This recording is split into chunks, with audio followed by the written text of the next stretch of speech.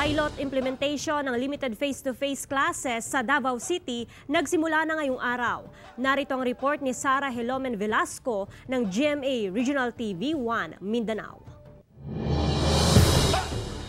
Matapos mapospo ng isang linggo ang pagsasagawa ng pilot implementation ng limited face-to-face classes para sa isang pribadong paaralan sa Davao Region, inaasahang magsisimula na ito ngayong araw sa Faith International Academy sa Davao City na nag-iisang private school sa rehiyon na inaprubahan ng DepEd 11.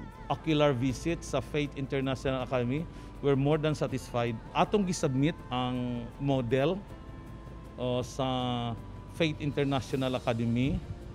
O siguro, wala na ko gipa-report gabi kay tanang mga direktor gipa-report man. So ako, giingnan ra ko nga the submission was more than enough. Tiniyak naman ng ahensya na ligtas mula sa COVID-19 ang pagsasagawa ng klase dito ngayong araw. 2 years manggod ta nga wala na sa eskwelahan mo nang lisod kaayo balikon ang atong confidence. Mao nga naga-pilot kita kay ang atong pilot will eventually provide us a good source of confidence nga observing strict protocols. Maliban sa pagpo-profile sa mga mag-aaral, minomonitor din ang DepEd kung bakunado na kontra COVID-19 ang mga kasama sa bahay ng mga bata.